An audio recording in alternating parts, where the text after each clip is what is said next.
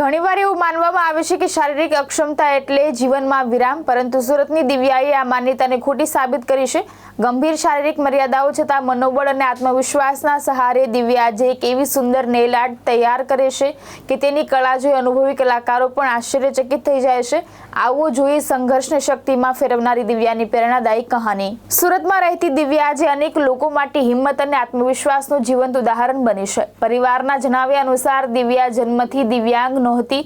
તે 14 વર્ષની ઉંમર સુધી સંપૂર્ણ સ્વસ્થ હતી, પરંતુ ગંભીર તાવ અને ત્યારબાદ ખેંચ આવતા તેના સ્વાસ્થ્યમાં મોટો ફેરફાર આવ્યો હતો। ધીમે ધીમે તેના શરીરની હલનચલન મર્યાદિત બનતી ગઈ અને જીવન સંપૂર્ણપણે બદલાઈ ગયું। ગંભીર પરિસ્થિતિ છતાં દિવ્યાએ જીવન સામે હાર માની નહીં। તેણે પોતાની શારીરિક મર્યાદાઓ વચ્ચે નેલ આર્ટની કળા વિકસાવી।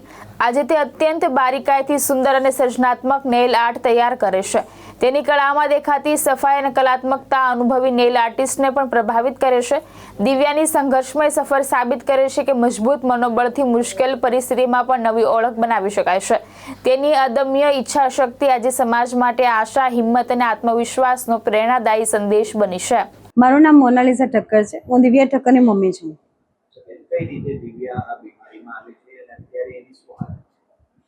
મારી દીકરી 14 વર્ષ સુધી ત્યાં સુધી એને કોઈ તકલીફ નહીં હતી। પછી જેને આ પ્રોબ્લેમ થઈ, જેમ કે એને તાવ, શરદી, ખાંસી એવું રહેતું હતું। અચાનક એને ખેંચ આવી, તાવ વધી ગયો એને અને ખેંચ આવી અને ખેંચમાં પછી એને આ પ્રોબ્લેમ થઈ ગઈ। અને કેટલો ટાઈમ એને બધે કેટલા ડૉક્ટરને બતાવ્યું પણ એને કોઈ ફરક નહીં પડતો હતો અને રિપોર્ટમાં કંઈ ક્લિયર નહીં કે શું છે એને પ્રોબ્લેમ। પછી ઘણા બધા રિપોર્ટ કર્યા પછી ખ્યાલ આવ્યો કે એને પ્રાઇમરી ડિસ્ટ્રોનિયા છે અને એની ટ્રીટમેન્ટ અત્યારે ચાલી રહી છે, હજુ પણ ચાલે છે। આજે 28 વર્ષની થઈ પણ એને કન્ટિન્યુ દવા લેવી પડશે। દર 3 મહિને ઇન્જેક્શન લેવા પડે છે। એનો ખર્ચો મને ખાસો આવે છે। દર 30-1 હજારની ઉપર એની ખર્ચો થાય છે। 30 પ્લસ થાય છે। ડેલી જે દવા આવે છે મહિનાની, એ તો અલગ ખર્ચો પાછો 4-5 હજારની દવા એ થાય છે મારે। એ અત્યારે નેલ આર્ટનું મતલબ શીખે છે। મતલબ એ પોતે હિંમત હારી ગઈ હતી કે મને આટલી બધી તકલીફ છે, હું કઈ રીતે મારા આત્મનિર્ભર બનું, હું કઈ રીતે મમ્મીની હેલ્પ કરું, કેમ કે હું સિંગલ મધર છું, એના પપ્પા નથી, તો બધો મમ્મી ખર્ચો કેવી રીતે ઉઠાવે, મમ્મીની ઇન્કમ એટલી થતી નથી, તો મારે કઈ રીતે કરવું। એટલે પછી એને નક્કી કર્યું કે હું નેલ આર્ટનું અત્યારે ટ્રેન્ડિંગ ચાલે છે તો હું નેલ આર્ટનું કરું અને નેલ આર્ટ શીખી રહીએ। અને અત્યારે પ્રેસો નેલ્સ બનાવે છે, નેલ જેલ પોલિશ કરે છે, બધું અલગ અલગ જે ટ્રેન્ડિંગમાં ચાલે હિસાબે બનાવી આપે છે।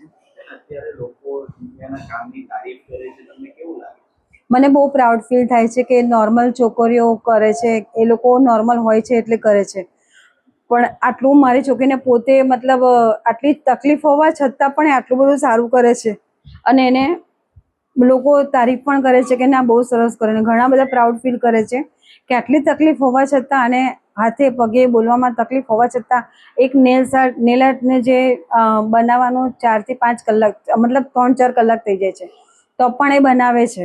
થાકી જાય છે પણ તો પણ એ બનાવે છે અને એ ખર્ચો પોતાનો ઉઠાવવા માંગે છે કે હું મારો ખર્ચો હું ખુદ ઉઠાવું, કે મારા જે ટ્રીટમેન્ટ છે, મારી દર મહિનાની દવા છે, બધું મારી મમ્મી નહીં કરવું પડે, હું કરું તો મારી મમ્મીને સપોર્ટ રહે।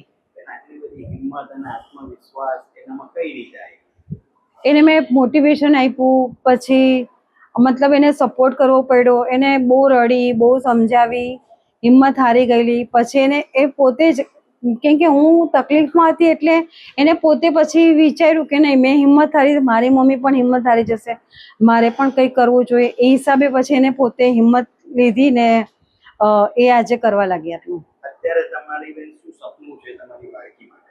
મારી સપનું એ જ છે કે બસ હું હાજર નહીં હોઉં તો પાછળ તો કોઈ છે નહીં। અત્યારે મારી એક બેબી છે, મેરેજ થઈ ગયા છે, હવે એક બેબી છે તો એકલી છે, તો મને એ જ ઈચ્છા છે કે એકલી પોતાનો ખર્ચો ઉઠાવી શકે, ઘરના કામ કરી લે છે તો એની ઇન્કમ એક થાય, એની ઇન્કમ થશે તો એ પોતાનું કરી લેશે તો મારી જરૂર નહીં પડે। હું નહીં બી હોઉં તો આગળ જતાં એને પ્રોબ્લેમ નહીં આવે। એના માટે હું પબ્લિકને કહેવા માંગુ છું કે એને સપોર્ટ કરો, એની આઈડી ફોલો કરો, નેલ્સ બાય દિવ્યા એની આઈડી છે, તો એ નેલ્સ બાય દિવ્યા 16 તો તમે એ ફોલો કરો અને એ ફોલો કરશો ને એને આત્મવિશ્વાસ વધશે કે મારા ફોલોવર્સ વધે છે, મને ફોલો કરે છે, મને જોવે છે, મારા વિડીયોઝ જોવે છે।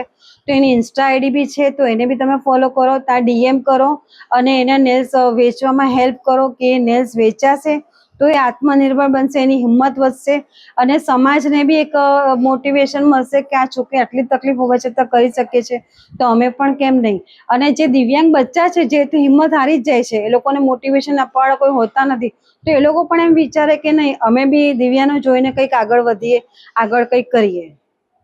કાલે ઉઠીને એક લોકો કહેશે આ દિવ્યાના મમ્મી ચાયા, એ તમારું નામ એની હારે જોડાશે. હા, એ બાબતે શું કહેશો? એ તો મને બહુ જ પ્રાઉડ, મારું સપનું છે કે એ લોકો મને નહીં ઓળખે, મારી છોકરીના નામથી મને ઓળખે. ભાવેશ ઉપાધ્યાય, દ્રષ્ટિકોણ ન્યૂઝ, સુરત.